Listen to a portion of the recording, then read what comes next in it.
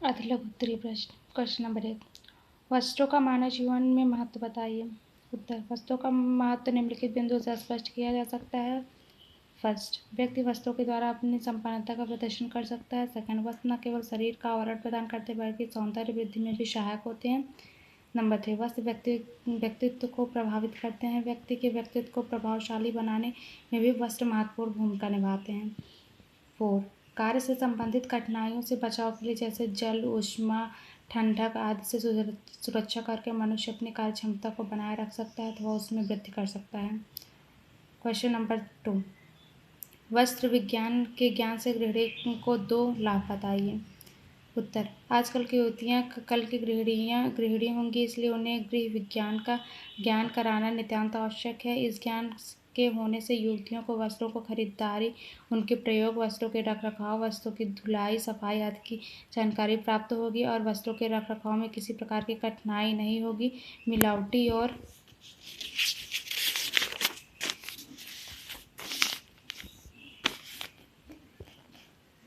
मिश्रित वस्त्रों के परखने की क्षमता वस्त्र विज्ञान के अध्ययन के फलस्वरूप ही प्राप्त होती है। क्वेश्चन नंबर 3, रेशम तंतु के निर्माण की विभिन्न अवस्थाओं के नाम लिखिए। रेशम तंतु के निर्माण की विभिन्न अवस्थाएं। नंबर 1, अंडा। Number 2, larva. Number 3, pupa. Number 4, कीड़ा।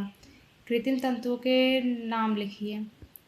Ryan, nylon, orlon, dacron, acrilan, fibreglass, terylene, dynel, crislan, zefran, darvan, saran, verel. Question number 5, कपास के तंतुओं पर फफूंदी और कीड़ों का कब क्या प्रभाव पड़ता है।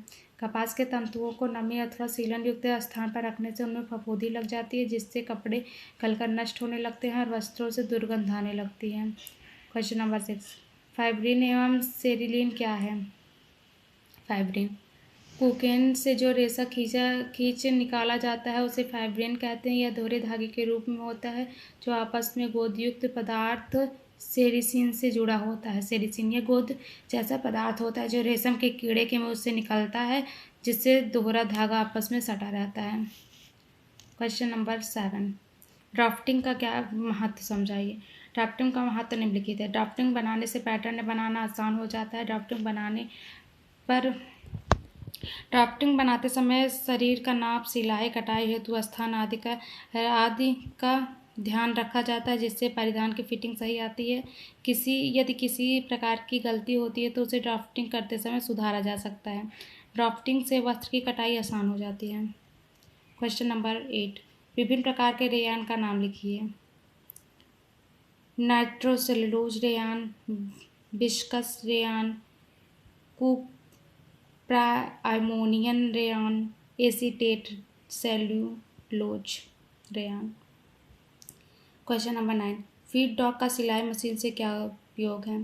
सिलाई करते समय प्रेशर फुट की मदद से कपड़े को आगे या पीछे फेंकना इसका कार्य होता है। क्वेश्चन नंबर 10, सिलाई उपकरणों पर टिप्पणी कीजिए। सिलाई का सबसे प्रमुख उपकरण सिलाई मशीन है। आज बाजार में अनेक प्रकार की सिलाई मशीन उपलब्ध है। आधुनिक मशीन से साधारण सिलाई के साथ साथ बहुत से अन्य कार्य जैसे पाइपिंग, बाइंडिंग लगाना, चुन्नटें लगाना, रफ्फू करना, बटन लगाना, काज बनाना इत्यादि भी किए जा सकते हैं। सिलाई मशीन के अतिरिक्त अन्य उपकरण भी उपयोग किए जाते हैं जो इस प्रकार है: कैंची, सुई, पिन, मेज, pin cushion, screwdriver, stitch opener, threader, marking wheel, scale, अंगुस्टान आदि। क्वेश्चन नंबर 11, कार्य सरलीकरण के प्रति रुचि जागृत करने की विधियों का वर्णन कीजिए। फिल्मों के द्वारा गृहिणियाँ स्वयं देख लेती हैं कि कार्य के सरलीकरण की विकसित विधियाँ कौन कौन सी हैं। इन फिल्मों का उन पर अत्यधिक मार्मिक प्रभाव पड़ता है। लेखों द्वारा प्रचलित पत्रिकाओं में उक्त विषयों पर समय समय पर लेख लिखकर भी कार्य सरलीकरण के प्रति रुचि जागृत की जा सकती है। लेखों में कार्य के सरलीकरण का प्रयोग करके तथा उनके महत्व के संबंध में विवरण प्रस्तुत किए जा सकते हैं। क्वेश्चन नंबर 3, वास्तविक प्रदर्शन द्वारा कार्य के सरलीकरण के लिए वास्तविक प्रदर्शन गृहिणियों को समूह में एकत्रित करके किया जा सकता है। कुर्सी की सफाई, सिल्वर पर पॉलिश करना, इसके बाद पूरे समूह से तदनुसार कार्य के लिए कहा जा सकता है। क्वेश्चन नंबर 12, जानता और रेशों के नाम लिखिए। ऊन रेशम। कार्बोनाइजिंग क्या है? ऊनी रेशों से अशुद्धि दूर करने की प्रक्रिया कार्बोनाइजिंग कहलाती है। इसमें ऊनी रेशों को तेजाब के घोल में धोया जाता है। क्वेश्चन नंबर 14, सिल्वर फिश वस्त्र पर किस प्रकार प्रभाव डालती है? सिल्वर फिश वस्त्र के रेशों को धीरे धीरे खा जाती है, जिससे वस्त्र नष्ट हो जाते हैं। यह एक प्रकार का कीड़ा है। ये कीड़े ऊनी वस्त्र, कालीन, गलीचे आदि को पूरी तरह नष्ट कर देते हैं।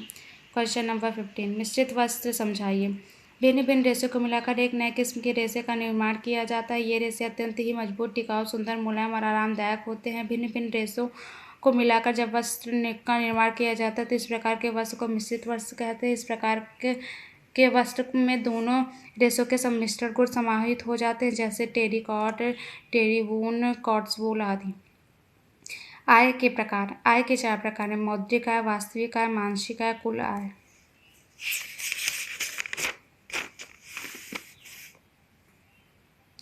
क्वेश्चन नंबर 17, वानस्पतिक तंतु क्या है? 4 वानस्पतिक तंतुओं के नाम लिखिए।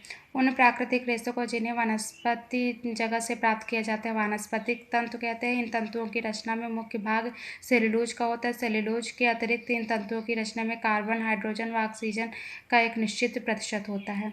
4 वानस्पतिक तंतुओं के नाम: कपास, लिनन, जूट, हेम्प। बाटिक क्या है? बाटिक छपाई की एक विधि है। बाटिक शब्द इंडोनेशिया का शब्द है, जिसका अर्थ है बूंद या टपकना। अर्थात बाटिक में किसी भी डिजाइन को बनाते समय किसी द्रव पदार्थ की सहायता लेकर बनाया जाता है। अधिकतर मोम का प्रयोग किया जाता है। इनमें वस्त्रों को पहले नमूना उतार लिया जाता है। जिन स्थानों पर रंग न चढ़ाना हो उन पर पैराफिन मोम लगा दिया जाता है। फिर वस्तु को ठंडे रंग में डुबोया जाता है। जिस स्थान पर मोम नहीं लगाता वे स्थान रंग का अवशोषण कर लेते हैं। क्वेश्चन नंबर 19, बचत। उत्तर: कुल आय में से व्यय को घटा देने से जो शेष बचता है उसे बचत कहते हैं। दूसरे शब्दों में वर्तमान आय तथा वर्तमान आय और वर्तमान उपयोग व्यय के अंतर को बचत कहा जाता है। बचत मनुष्य की आय का वह भाग होता है जो वर्तमान आवश्यकताओं की पूर्ति में उपयोग नहीं किया जाता, बल्कि भविष्य के लिए उपयोग के लिए समझबूझ कर अलग उत्पादक रूप में रखा जाता है और संपत्ति को पूंजी का स्वरूप दिया जाता है। क्वेश्चन नंबर 20, मूल्यांकन के प्रकार। मूल्यांकन के 2 प्रकार हैं: सर्वोपरि मूल्यांकन। इसके अंतर्गत कार्य और सरसरी तौर पर मूल्यांकन किया जाता है। सविस्तार मूल्यांकन, इसमें स्थिति का अधिक गहराई से अध्ययन किया जाता है। ब्लीचिंग क्या है? वस्त्रों को इनके प्रकृति मलमैटे रंग व बुनाई करते समय लगे ग्रीस व चिकनाई के दाग के धब्बे से मुक्त करने के लिए उनकी ब्लीचिंग या विरंजक किया जाता है। ब्लीचिंग के लिए रासायनिक पदार्थों का प्रयोग किया जाता है जिसे ब्लीच या विरंजक कहते हैं, जैसे sodium hydrosulphide, hydrogen peroxide, potassium permanganate आदि। क्वेश्चन नंबर 22, मशीन व शक्ति को बचाने वाले उपकरण। समय व शक्ति को बचाने वाले उपकरण। इन उपकरणों में गृहिणी समय और शक्ति के अपव्यय को रोक सकती है तथा बची हुई शक्ति और समय को दूसरे कार्य में लगा सकते हैं। ये उपकरण है mixer grinder, pressure cooker, washing machine, vacuum cleaner, gas चूल्हा, कुकिंग रेंज आदि। क्वेश्चन नंबर 23, ऊन एवं रेशम पर क्षार का क्या प्रभाव पड़ता है? क्षारीय पदार्थ उनके लिए नुकसानदायक होते हैं। क्षार के कारण ऊनी रेशा गल जाता है या पीला पड़ जाता है तथा अपनी प्राकृतिक सौंदर्य खो देता है। रेशम पर भी क्षार का हानिकारक प्रभाव पड़ता है। क्षार का हल्का घोल भी रेशम तन को चमक समाप्त कर देता है। प्राकृतिक रेशों के नाम लिखिए। उत्तर: कपास, ऊन, रेशम, सोना, चांदी, एस्बेस्टस, जूट, सीसल, कापोख, पिना। क्वेश्चन नंबर 25, नायलॉन को जादुई रेशा क्यों कहा जाता है? नायलॉन तंतुओं को धोने, सुखाने, इस्त्री करने में बहुत कम परिश्रम लगता है। इसकी देखभाल भी बहुत आसान है। नायलॉन रेशों से बने वस्त्र बहुत ही आरामदायक और टिकाऊ होते हैं। इनकी मजबूती, टिकाऊपन, सिलवट, प्रतिशोधकता, चमक, आसानी से धोने व सूखने वाला लटकनशीलता आदि गुणों के कारण नायलॉन को जादुई रेशा कहा जाता है। धागा निर्माण की विभिन्न अवस्था क्या है? आंसर, धागा निर्माण की विभिन्न अवस्थाएं, कार्डिंग, कॉम्बिंग, खींचकर निकालना, घुमाव देना, कताई। क्वेश्चन नंबर 27, सम्मिश्र धागे का अर्थ समझाइए। विभिन्न विधियों द्वारा एक से अधिक सूतों को जब साथ मिलाया जाता है तो उसे सम्मिश्र धागा कहा जाता है। सम्मिश्र धागों में विभिन्न प्रकार के सूत मिलाकर ऐंठन दी जाती है, जैसे कपास तथा ऊन के मिश्रण करना, रेशम तथा कृत्रिम धागों को सम्मिश्रण करना आदि। क्वेश्चन नंबर 28, पारिवारिक साधनों से क्या अभिप्राय है? गृह व्यवस्था में पारिवारिक साधनों का उपयोग ऐसी कुशलता के साथ किया जाता है ताकि निर्धारित मूल्य एवं लक्ष्यों की प्राप्ति हो सके। केवल साधन होने से मूल्य तथा लक्ष्य प्राप्त नहीं हो जाता। मूल्य एवं लक्ष्यों को पाने के लिए संसाधनों का संगठन तथा उनकी गतिशीलता आवश्यक है। संसाधनों के समुचित उपयोग से ही लक्ष्यों को पाया जा सकता है। समझदार गृहिणी वही है जो साधनों का उपयोग इस प्रकार योजनाबद्ध रूप से करे कि परिवार को अधिक से अधिक संतुष्टि प्राप्त हो। इस संतुष्टि को प्राप्त करने के लिए साधनों के उपयोग के लिए योजना बनाना आवश्यक है। यह आवश्यक है कि परिवार में उपलब्ध साधनों का उपयोग इस प्रकार किया जाए कि परिवार के प्रत्येक सदस्य के बीच तालमेल बना रहे और किसी प्रकार का कलहयुक्त स्थिति उत्पन्न न हो। परिवार के इन लक्ष्यों को प्राप्त करने के लिए साधनों का उचित उपयोग तभी हो सकता है जबकि इन क्रियाओं का संचालन करने वाले व्यक्ति को साधनों की जानकारी हो तथा साधनों का उचित उपयोग मालूम हो। क्वेश्चन नंबर 29, रेशम एवं कपास को जलाने पर दोनों की गंध में क्या अंतर होता है? रेशम को जलाने पर पंख या बालों जैसी गंध आती है। कपास को जलाने पर जलते हुए कागज की गंध आती है।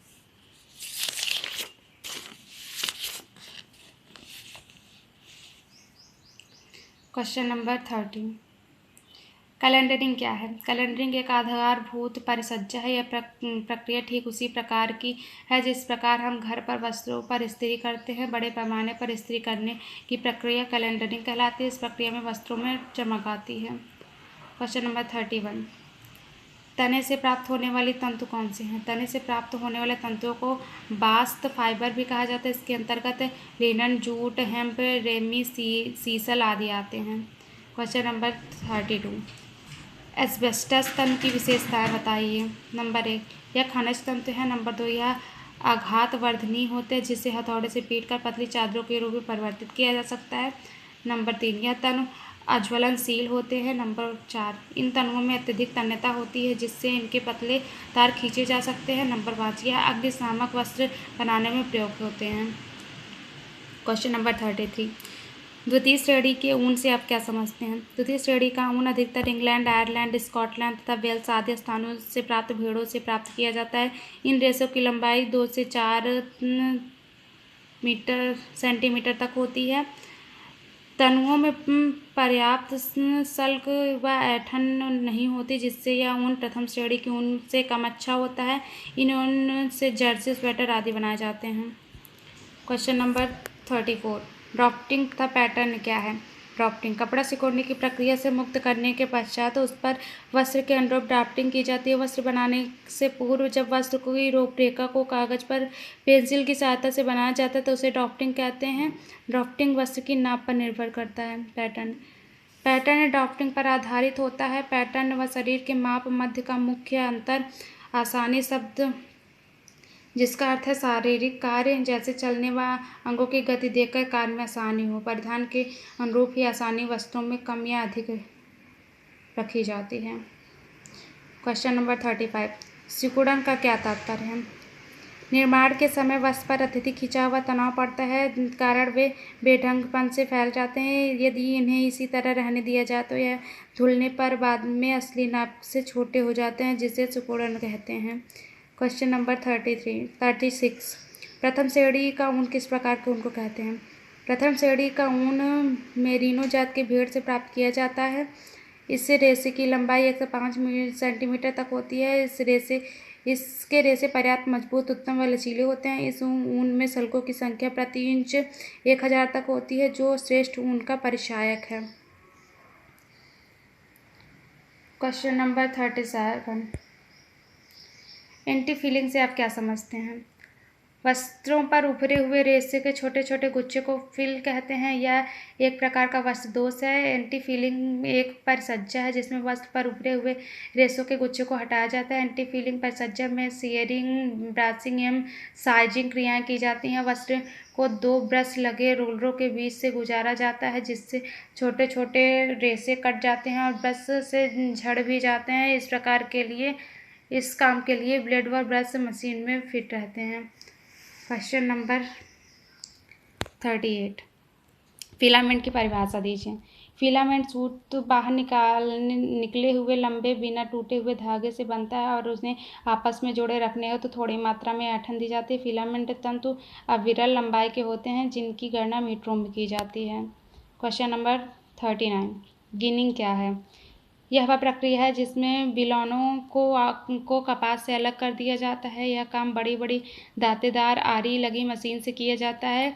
मशीनों के तेजी से घूमने पर रुई इसमें फंसती जाती है और अशुद्धियाँ अलग हो जाती हैं। क्वेश्चन नंबर 40, नावेल्टी धागे।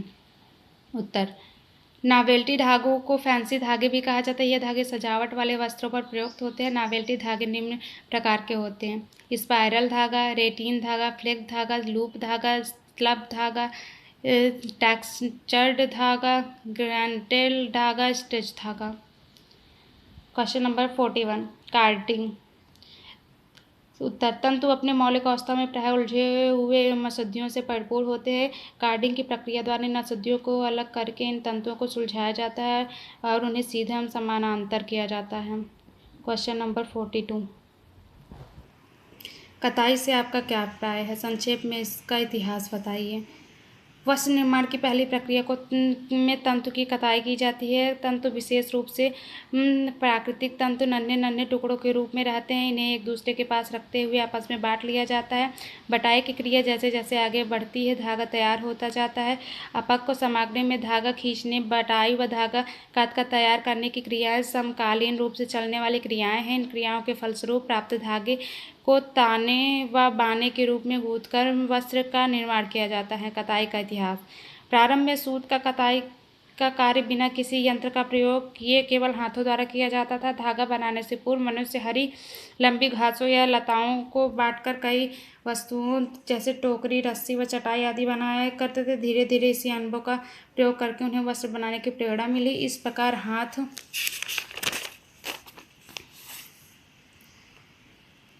हाथ से धागा बनाने व काटने में अधिक श्रम व समय लगता था, अतः बिना अधिक परिश्रम के कम समय में धागा तैयार करके वस्त्र बुना जाने की आवश्यकता महसूस की गई। क्वेश्चन नंबर 43, गृह व्यवस्था। गृह व्यवस्था एक मानसिक प्रक्रिया है जिसमें आयोजन तथा मूल्यांकन के द्वारा पारिवारिक साधनों का प्रयोग करके पारिवारिक लक्ष्यों की प्राप्ति की जा सकती है। गृह व्यवस्था पारिवारिक जीवन का प्रशासनात्मक और गत्यात्मक पक्ष है क्योंकि इसमें कार्य को प्रेरित करने हेतु निर्णय प्रक्रिया सम्मिलित की जाती है। कोटचिन के अनुसार गृह व्यवस्था एक व्यवहारिक विज्ञान है। क्वेश्चन नंबर 44, मानवीय संसाधन। यह वे संसाधन है जो व्यक्ति में पाए जाते हैं। व्यवस्थापन की प्रक्रिया में इन संसाधनों का महत्व अमानवीय साधनों की अपेक्षा अधिक होता है। ग्रास और क्रेंडल के अनुसार मानवीय साधन 6 प्रकार के होते हैं: समय, ज्ञान, शक्ति, अभिवृत्तियाँ, कौशल, रुचियाँ। क्वेश्चन नंबर 45, पारिवारिक बजट। किसी कुटुंब की किसी विशेष अवधि में होने वाली आय तथा व्यय के विस्तृत ब्यौरे को पारिवारिक बजट कहते हैं। पारिवारिक बजट पारिवारिक आय को व्यवस्थित रूप से ऐसी बातों के लिए व्यय करने का तरीका है जिससे कि अधिकतम सदस्यों के सुख व कल्याण में वृद्धि हो सके। क्वेश्चन नंबर 46, मूल्य। मूल्य मानवीय व्यवहार को प्रेरणा प्रदान करने वाले तत्व हैं। मूल्य व्यक्ति के व्यवहार को नियंत्रित करता है। मूल्य मानवीय रुचि एवं इच्छाओं को उत्पन्न करते हैं। ग्रास एवं क्रेंडल के अनुसार मूल्य एक वांछनीय विचार है जो हमारी विधियों, तरीकों तथा क्रिया के लक्ष्यों के चुनाव को नियंत्रित करता है। मूल्य धनात्मक भी होते हैं और ऋणात्मक भी। क्वेश्चन नंबर 47, निखिल लक्ष्य। निखिल और डार्की के अनुसार सामान्य अर्थों में लक्ष्य वह अंतिम बिंदु होता है जहां तक व्यक्ति या परिवार द्वारा कार्य करने की इच्छा रखी जाती है। लक्ष्य जीवन के वे साध्य होते हैं जिनको प्राप्त करने हेतु प्रत्येक व्यक्ति या परिवार चेष्टा करता है। क्वेश्चन नंबर 48, कार्य सरलीकरण। राजमल पी देवदास के अनुसार किसी भी कार्य को कम मात्रा में समय और शक्ति उपयोग के द्वारा करने की तकनीक को कार्य सरलीकरण कहते हैं। कार्य सरलीकरण में समय व शक्ति दोनों के व्यवस्थापन को मिश्रित कर दिया जाता है। क्वेश्चन नंबर 49, योजना। योजना का अभिप्राय यह है कि जब हम निर्णय कर लें हमें क्या करना है, कब करना है, कैसे करना है तथा उस काम को करने के लिए हमें किस प्रकार का सहयोग या साधन मिलेगा। योजना हमेशा कार्य करने के पूर्व बनाई जाती है। क्वेश्चन नंबर 50, गृह प्रबंध प्रक्रिया के स्तर बताइए। प्रत्येक परिवार अपनी समस्याओं के निराकरण तथा परिवार के निश्चित लक्ष्यों की प्राप्ति के लिए अपने मानवीय और भौतिक साधनों के आधार पर एक प्रबंध प्रक्रिया का निर्माण करता है। गृह प्रबंध प्रक्रिया का प्रकार एवं उनका कार्यान्वयन पति पत्नी की कुशलता और मानसिकता पर निर्भर करता है। गृह प्रबंधन प्रक्रिया निम्नलिखित स्तर पर होता है: आयोजन, संगठन, कार्यान्वयन, नियंत्रण, मूल्यांकन। इस प्रकार हम कह सकते हैं कि गृह प्रबंधन की प्रक्रिया एक सुनियोजित प्रक्रिया है जिसमें सभी स्तरों का प्रयोग एक साथ किया जाता है तथा जो पारिवारिक लक्ष्यों की प्राप्ति में महत्वपूर्ण योगदान देती है। क्वेश्चन नंबर 51, गृह प्रबंध प्रक्रिया का महत्व लिखिए। गृह प्रबंध प्रक्रिया का निम्नलिखित महत्व है: किसी एक ही सदस्य पर कार्य का भार नहीं रहता है। सेकंड, कार्यों का संचालन सुचारू सुव्यवस्थित रूप से होता है। थर्ड, परिवार सुख शांति बनी रहती है। फोर्थ, परिवार की व्यवस्था सुदृढ़ होती है। 5, परिवार के प्रत्येक सदस्य को एक दूसरे में निष्ठा एवं विश्वसनीयता बनी रहती है। 6, समस्याओं को बौद्धिकता और नियोजित रूप से सुलझाने पर उनके वांछित हल प्राप्त होते हैं। 7, कार्य का संचालन कम समय में हो जाता है जिससे समय की बचत होती है। 8, पारिवारिक लक्ष्यों की प्राप्ति सरलता से होती है। क्वेश्चन नंबर 52, ये लास्ट क्वेश्चन है। निर्णय कितने प्रकार के होते हैं? पारिवारिक समस्याओं के निदान के लिए 2 प्रकार के निर्णय लिए जाते हैं। फर्स्ट, व्यक्तिगत निर्णय। व्यक्तिगत निर्णय 2 प्रकार के होते हैं। प्रथम प्रकार का वह व्यक्तिगत निर्णय होता है जब परिवार की सामूहिक समस्या को हल करने के लिए परिवार का कोई एक सदस्य व्यक्तिगत रूप से निर्णय ले। सेकंड, सामूहिक निर्णय। परिवार में कभी कभी ऐसी समस्याएं भी उत्पन्न हो जाती हैं जिससे पूरा परिवार प्रभावित होता है तथा समस्या हल करने के लिए परिवार के समस्त सदस्य प्रयास करते तथा परस्पर विचार विमर्श के पश्चात किसी निर्णय पर पहुंचते हैं। इस प्रकार के निर्णय सामूहिक निर्णय कहलाते हैं। सामूहिक निर्णय की प्रक्रिया कठिन होते हुए भी श्रेष्ठ मानी जाती है क्योंकि यह निर्णय समस्त सदस्यों द्वारा मान्य होते हैं अतः उनके कार्यान्वयन में समस्त सदस्य सहयोग करते हैं। Thank you so much. तो आपको अगर वीडियो पसंद आए तो आप लोग लाइक करिएगा और नया हो तो चैनल को सब्सक्राइब करिएगा। Thank you.